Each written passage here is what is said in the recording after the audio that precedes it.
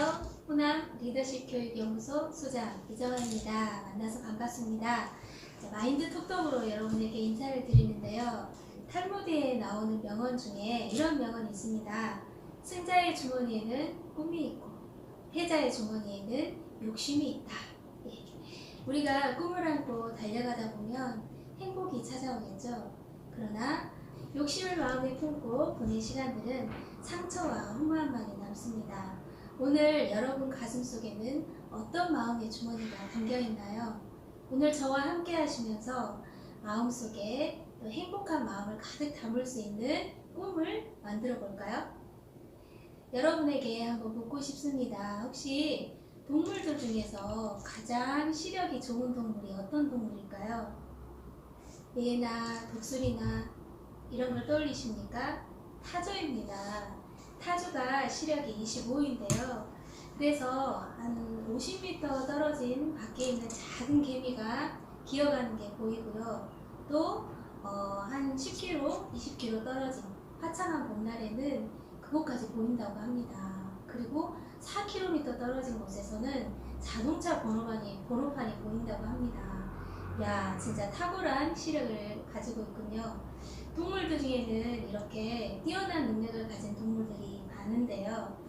자, 이런 동물들이 아닌 사람에게만 있는 그것은 또 무엇일까요? 바로 마음입니다. 사람의 마음에는 마음의 세계가 있는데요. 자, 여러분 요즘 핸드폰 많이 갖고 계시죠? 좋은 성능의 핸드폰들도 많으시고. 그런데 이 핸드폰은 굉장히 많은 기능들을 가지고 있습니다. 그래서 기능만 제대로 활용을 한다면 수많은 정보와 또 커뮤니티를 가질 수 있는데요. 자, 이런 기능을 많이 알고는 있지만 제대로 사용을 할 수 없다 했을 경우에 어떨까요? 이처럼 사람의 마음에도 마음의 기능과 옵션이 있습니다. 여러분들이 마음의 사용법을 제대로만 아신다면 고통이 오고 문제가 올 때 여기에서 벗어나서 얼마든지 해결을 받을 수 있거든요. 그런데 요즘 현대인들을 보면 그곳에서 벗어나지 못하고 고통하는 분들이 많아요. 그래서 결국은 극단적인 선택을 하기도 하는데요. 왜 그럴까요? 바로 마음의 세계를 배우지 못해서 그렇습니다. 여러분들이 마음의 세계를 배우고 또 마음을 다스릴 수 있는 법을 배운다면 삶을 지혜롭게 또 문제나 어려움에서 벗어나서 행복한 삶을 살 수 있습니다. 오늘 여러분과 나눌 주제는 풍요함과 삶의 만족은 비례할까입니다. 대부분의 사람들이 삶이 좀 풍족하면 행복하고 그런 삶을 살 수 있을 거라고 생각을 합니다. 나우루 공화국이라고 들어보셨나요? 이 나라는 아주 작은 섬이에요. 그래서 면적이 한 21제곱킬로미터밖에 되지 않는 나라인데 이 나라가 새똥으로 세계에서 부자가 된 나라입니다. 우리가 이렇게 보통 알고 있는 보호조류 중에 알바트로스라는 새가 있죠. 그 새와 또 갈매기도 이런 바다새들이 그곳을 지나다가 쉬면서 또 배설한 그 배설물들이 퇴적이 되면서 인광석이라는 물질을 만들어냅니다. 이 인광석이라는 물질은 굉장히 귀한 자원이래요. 그래서 우라늄 원석으로 또 석탄이 이렇게 좋은 에너지원으로 쓰이는 것처럼 이 인광석도 아주 값비싼 자원으로 이렇게 수출을 할 수 있다고 합니다.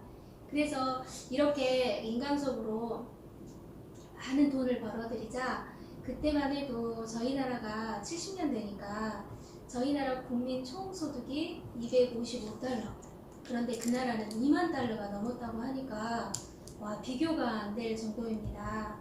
미국도 그 정도는 되지 않았고요. 세계 여러 나라, 부유한 나라들 중에 한 나라 축에 끼었다고 하는데요. 이렇게 부유해지면서 해외에 유학을 보내는 자녀들을 공짜로 보내주고요. 또 집안에 이렇게 외제차는 한두 대 정도 있을 정도였고, 또 의료비나 병원비를 전액 나라에서 보상을 하고, 또 제가 너무 놀라운 게 1년의 생활비를 1억씩을 전 국민에게 무상으로 배급을 했다는 겁니다. 참 너무 놀랍더라고요. 또 한 가지는 자가용 비행기로 하와이까지 쇼핑을 하기도 했다고 하니까 얼마나 이 나라가 부유했는지 알 수가 있습니다. 이렇게 부유한 가운데 살면서 그동안 이 나라 사람들은 바닷가에 가서 고기를 잡아서 생계를 유지했는데 그럴 필요도 없어졌고 더 이상 농사를 안 지어도 되는 농경 문화도 사라지고 게을러지고 또 먹고 편하게 살기 때문에 또 향락을 쫓아가게 돼요.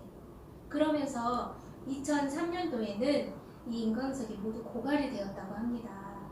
이렇게 고갈이 되다 보니까 그동안 오랫동안 편하게 살았던 그 습성이 남아있어서 국민의 한 90% 정도가 비만과 당뇨로 고통을 받다가 사망을 했다고 하네요. 그래서 호주 정부의 원조를 받아서 살지 않으면 못 살 정도로 어려운 나라가 되었다고 합니다. 자, 처음에는 어때요? 최부국으로 시작을 했죠. 그런데 어느새 최빈국으로 몰락을 하게 되었습니다.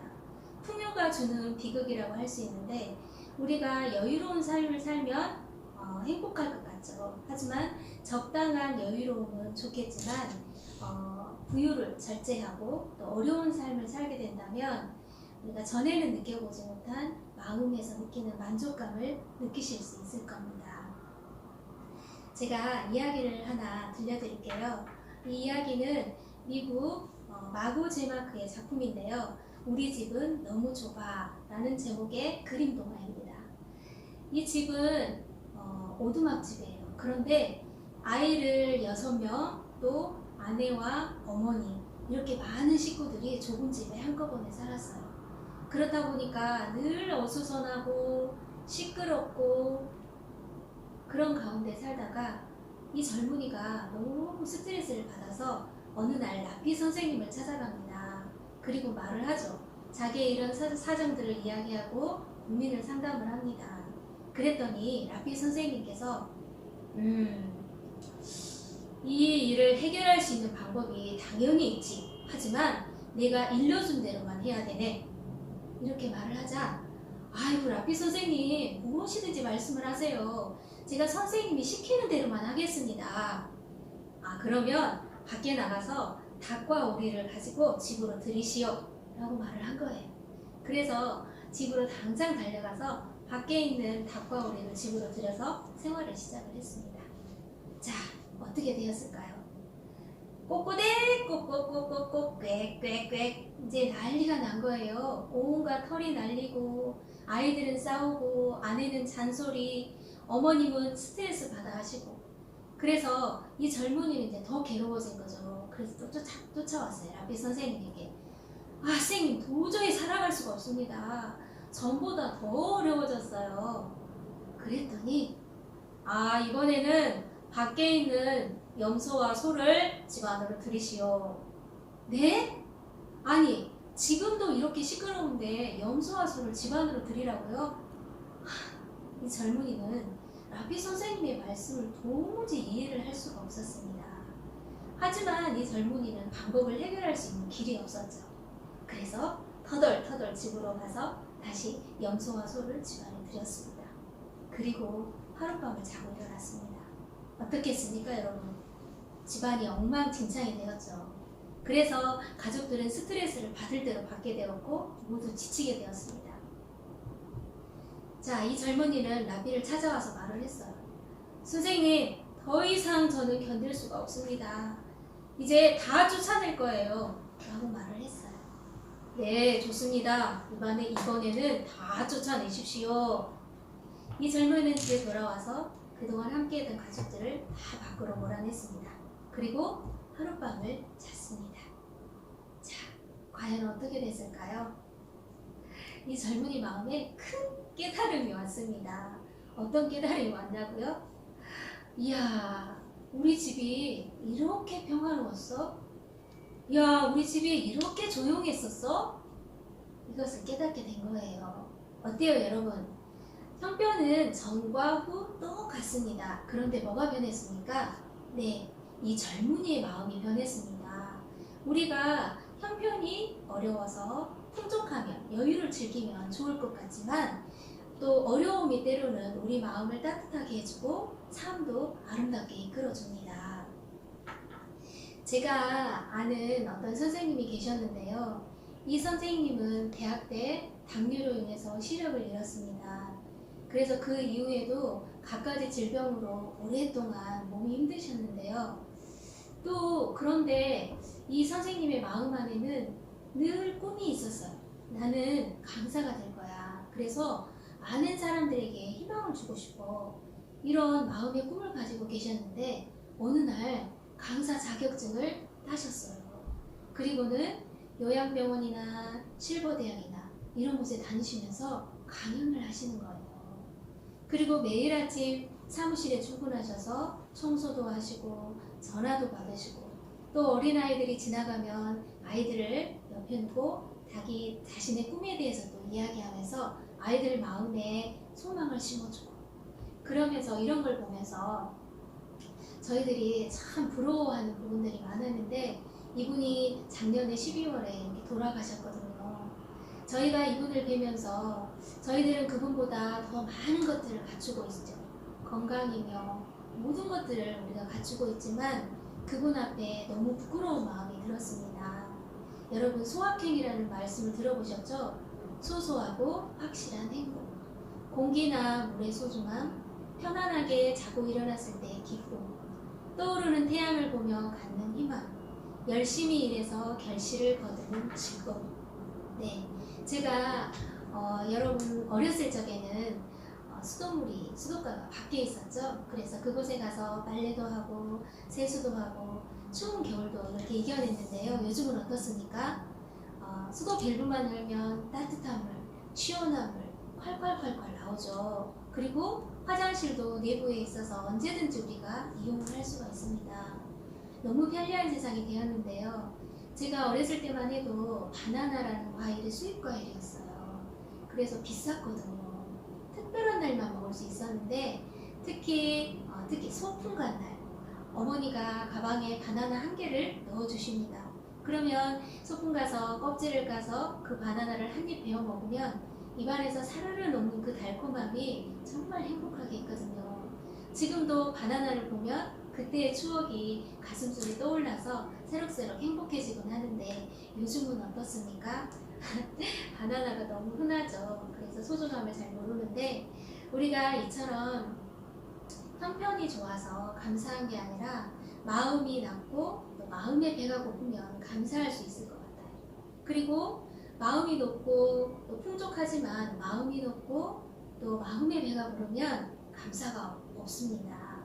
그래서 여러분 마음속에 제가 아침에 지금 3개월째 제가 감사의 일기를 적고 있는데요. 전에는 제가 느끼지 못했던 걸 느낄 수 있었어요. 어떤 점이냐면 진짜 소소하게 지날 수 있고 그냥 평범하게 지나칠 수 있는 일들인데도 감사일기를 적다 보니까 정말 감사할 일이 너무 많은 거예요. 우리가 잘 알고 있는 소크라테스 있죠? 소크라테스의 제자가 플라톤인데 플라톤의 제자에 아리스토텔레스가 있습니다. 아리스토텔레스가 행복의 5가지 조건에 대해서 이야기를 하는데요. 한번 읽어볼까요? 1. 먹고 살기에 조금은 부족한 듯한 재산. 2. 모든 사람이 칭찬하기에 조금 부족한 외모. 3. 자신이 생각하기에 절반만 인정받는 명예. 4. 남과 겨루었을 때 한 사람에게는 이기지만 두 사람에게는 이기지 못하는 힘. 5. 연설할 때 청중의 절반 정도만 박수를 보내는 말솜씨. 자, 여러분 들어보니까 어때요? 부족함이 느껴지시죠? 예, 이 철학자는 조금의 부족함을 통해 행복을 이야기하고 있습니다.